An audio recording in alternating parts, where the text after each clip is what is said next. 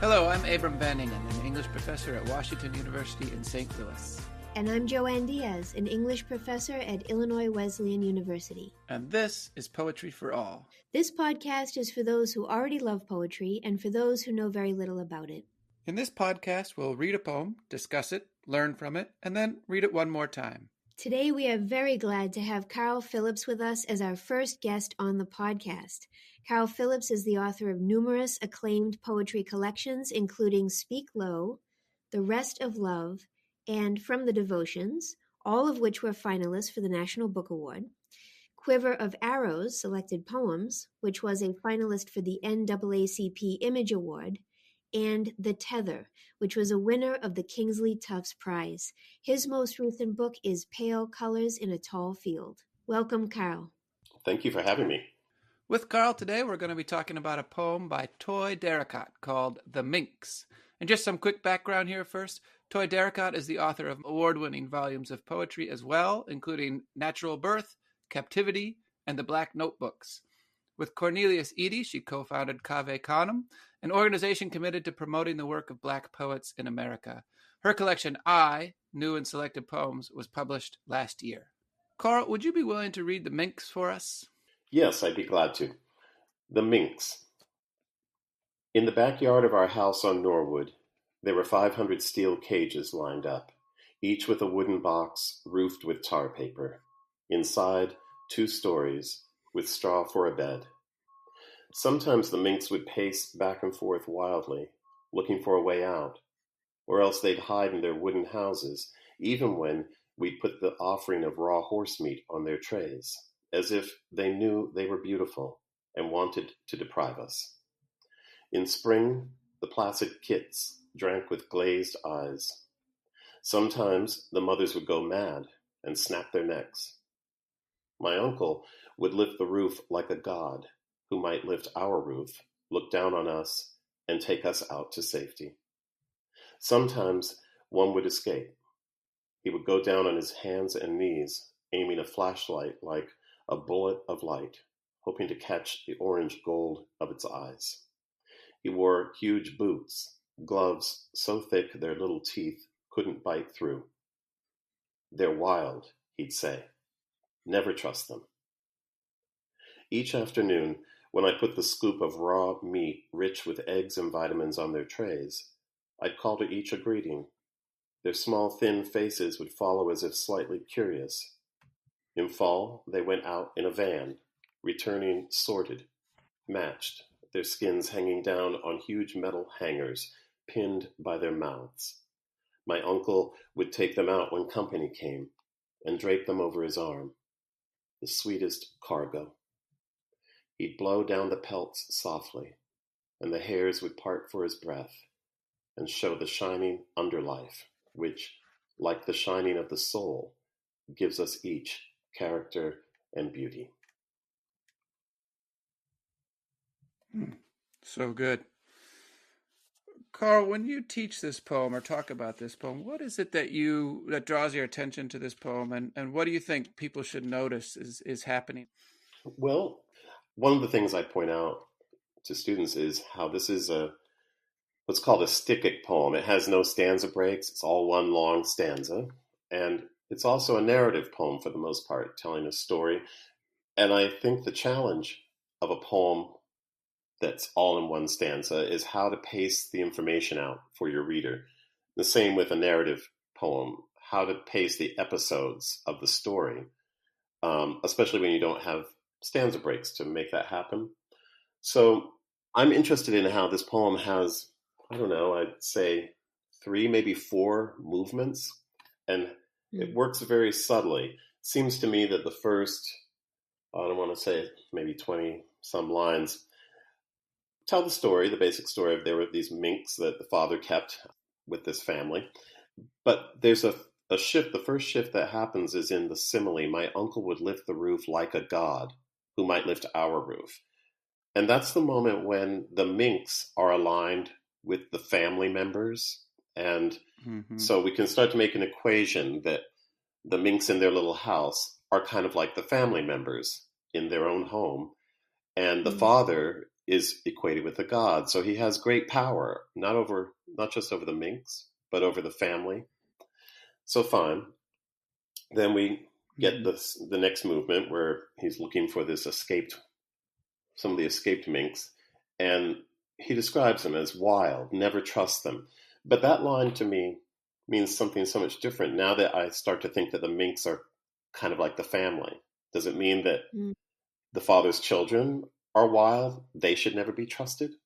And suddenly, we move from there to the speaker. Before, it was we, the we plural of the family, but suddenly an individual speaks up, and we have every afternoon when I put the scoop of meat out. So I think that's another movement. And what I'm interested in there is how the I appears right after we've been told the Minks are wild. So that juxtaposition for me suggests that the speaker is wild as well, doesn't conform. And it's interesting how the Minks respond to the speaker there. I'd call to each a greeting, and their small faces would follow, as if slightly curious. Before, the Minks always ran away or hid themselves from the family, but now they come out to the speaker as if they recognize something of themselves. So again, it's another aligning of the speaker with the Minks. So when the Minks arrive, the next movement is they've been slaughtered and turned into trophies. And I feel like this is where the poem becomes about so much more than just a father who raises Minks and gets them turned into trophies, but is something that's being said about family life and the power that fathers have over family members, the risk of being a child who maybe is wild or doesn't conform. And nothing's said. It's not like there's a summation, but it's a poem that provokes. It seems to just tell a story, but it provokes further thought about what do we mean about family and power structures, I suppose, who owns whom. So all of that comes out. And to me, one of the most magic parts of the poem is how it switches from being a narrative poem. At the very end, it becomes sort of a meditative poem where it moves into this abstraction and starts talking. It hasn't been abstract throughout. It's just all very concrete details of story. But then we have this moment where he blows on the hairs and we see the skin beneath as the shining underlife. And suddenly the soul is being brought up. The shining of the soul is like this. And it gives us each character and beauty. I guess I love a poem that resonates like this at the end, where it doesn't conclude so much as give me something to start thinking more about, like what's the relationship between the skin and the soul? And it's saying something about what's hidden beneath. We saw what was hidden beneath the roof of the Mink house. And there's what's hidden beneath the walls or behind the walls of a family's house, but also something that's hidden beneath the exterior, the fur of the Minks. And so beneath the fur, we have the skin, and presumably beneath the skin, the soul. It's all very, it's much more complex than it seems. And I love a poem like that. As you can see, I can't stop talking about it. Yeah, no, it's great.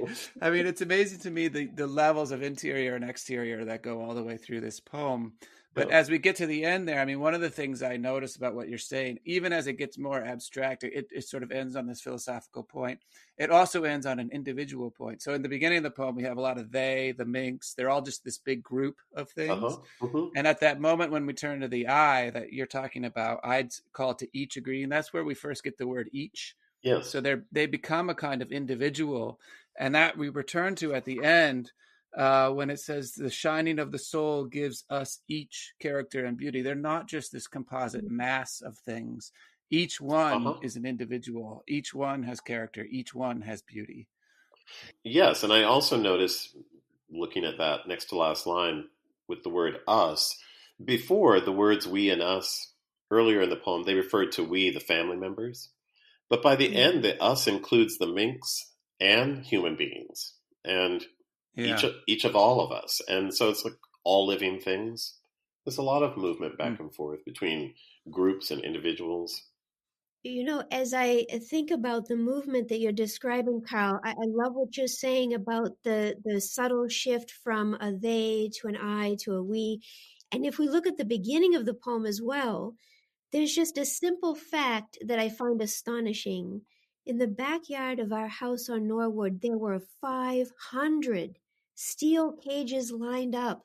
There were so many of them. Just the Uh-huh. sheer quantity, the number of these animals that were living in the backyard is amazing to me. And to think of each of them having this distinct life in captivity and the relationship that the humans have with them is extraordinary from beginning to end. Yes, I agree.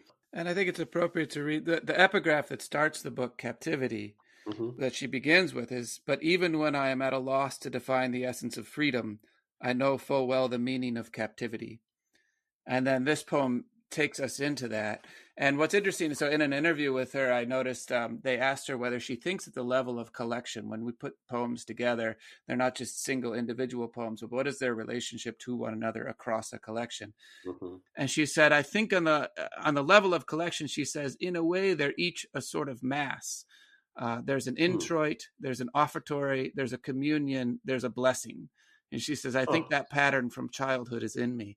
And so if we think of this as one of the first poems or the first poem in the book, Captivity, it's yeah. our entrance into this question of what the epigraph is really talking about, which is, it's hard to define freedom, but I have known captivity. Mm. Hmm. Yes. I'm looking, I have the book in my hands, and I'm thinking about how The Minks is the first poem. The next one is called Black Bottom, which is a neighborhood. And the next one is Poem for My Father. The next one is My Mother Dressing. So just to say that, yeah, it's interesting how she opens with this poem that is ostensibly about these minks, but she does make the connection to family. And then it's almost like, yes, the introit, and then we begin to look at the family members, the neighborhood where people's families lived. I'd never noticed that. Mm. Yeah. Could we talk for a moment about individual lines?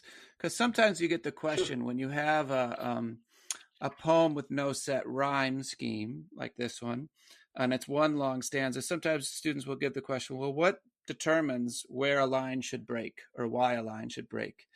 And there were a few Uh-huh. moments in this poem that really struck me for how they get situated as a line unto themselves. So, for example, just to give one example, when she shifts to talking about the uncle lifting the roof to look down on the minks, she inserts the one short line, just 4 words, sometimes one would escape, right in between the lifting of the roof and him going down on his hands and knees to look at them. And so it's almost Hmm. as though the line itself, this one short line of 4 words, is a kind of escape uh, built into that action of him lifting the roof and going down on his knees to look at them. So that's just one moment where I Yes. thought these line breaks are really doing work for us in the poem. Yeah, they are. And I think the opening is very cinematic in that sense. It's the wide view lens at first. There's in the backyard of the house. Inside that backyard are these cages. Inside each cage is a wooden box. Inside the wooden box, or to each wooden box, is a little roof. Hmm. Mm. So telescoping. And she does that here with line breaks. So it's how I always explain line breaks to my students is they're a form of delivering information, and you can decide how much rope, in a sense, to pay out or to hold back to kind of control what your reader sees. Mm-hmm. So yeah, you're right. It doesn't have rhyme and those things operating, but that makes the line breaks all the more important. One other thing I see happening with those line breaks are places where if you set the line apart, it's saying one thing, but then juxtaposed with the next line is a jarring contrast. So, for example, I don't know, about 10 lines in, it says, they knew they were beautiful. That's a line unto Hmm. itself. And so you could pull that line out as a line unto itself with a ton of meaning in it. But then if you look at the next line, it says, and wanted to deprive us. And Mm. so you get one Uh-huh. line, they knew they were beautiful, and then you get this juxtaposition with the next line, wanted to deprive us. Yes, it's an example of another, because the one use of line break is to do the thing I mentioned about the cinematic control. But another one that's more interesting is where you point out, Abram, where the line misleads us.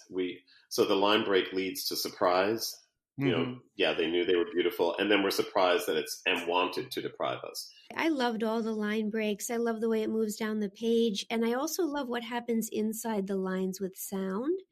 So just after the lines you're describing, I love that two-line sentence. In spring, the placid kits drank with glazed eyes. I like the openness of those sounds. Really, it's so, that image stuck with me a lot, in part because the image is so precise and so nicely done, but also the sounds really just elongated my thought on it for a while, and then on the next sentence, sometimes the mothers would go mad and snap their necks. Yeah, those moments you point out, Joanne, are the sound slows reading. I mean, it takes more time to say drank with glazed eyes compared to would go mad and snap their necks. And so it's interesting, there's a juxtaposition of speed. Or the other part you point out, each afternoon when I put the scoop of raw rich meat rich with eggs and vitamins, I think there's something about the NS and the GS that it takes longer to say those words. So, but also there's two lines that have been devoted to what the food is. And then we get this kind of staccato, I call to each a greeting. So suddenly it becomes metrically speedy. Yeah.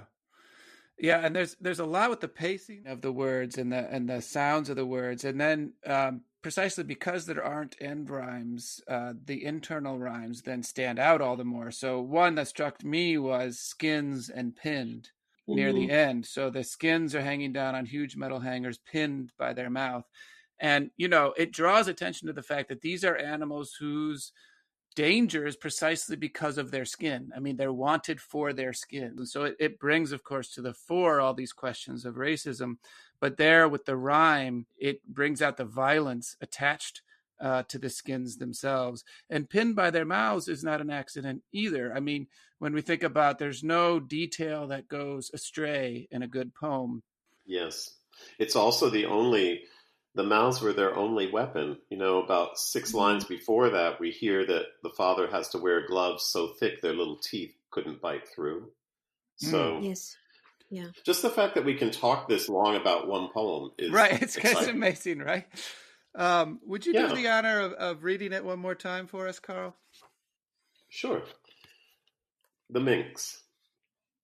In the backyard of our house on Norwood, there were 500 steel cages lined up, each with a wooden box, roofed with tar paper. Inside, 2 stories, with straw for a bed. Sometimes the minks would pace back and forth wildly, looking for a way out, or else they'd hide in their wooden houses, even when we'd put the offering of raw horse meat on their trays, as if they knew they were beautiful and wanted to deprive us. In spring, the placid kits drank with glazed eyes. Sometimes the mothers would go mad and snap their necks. My uncle would lift the roof like a god who might lift our roof, look down on us, and take us out to safety. Sometimes one would escape. He would go down on his hands and knees, aiming a flashlight like a bullet of light, hoping to catch the orange gold of its eyes. He wore huge boots, gloves so thick their little teeth couldn't bite through. They're wild, he'd say. Never trust them. Each afternoon when I put the scoop of raw meat rich with eggs and vitamins on their trays, I'd call to each a greeting. Their small thin faces would follow as if slightly curious. In fall, they went out in a van, returning sorted, matched, their skins hanging down on huge metal hangers, pinned by their mouths. My uncle would take them out when company came and drape them over his arm, the sweetest cargo. He'd blow down the pelts softly, and the hairs would part for his breath and show the shining underlife, which, like the shining of the soul, gives us each character and beauty. Thank you. Thank you, Carl. Thank you for joining us today. And thank you to the University of Pittsburgh Press for granting us permission to read Toi Derricotte's poem, which you can find in I, New and Selected Poems. For more information on Toi Derricotte's work, please also see the Poetry for All website at poetryforall.fireside.fm. And please remember to follow us on Twitter, Facebook, and Instagram. Thank you for listening, and thank you, Carl, so much for joining us today. Thanks, it's a pleasure.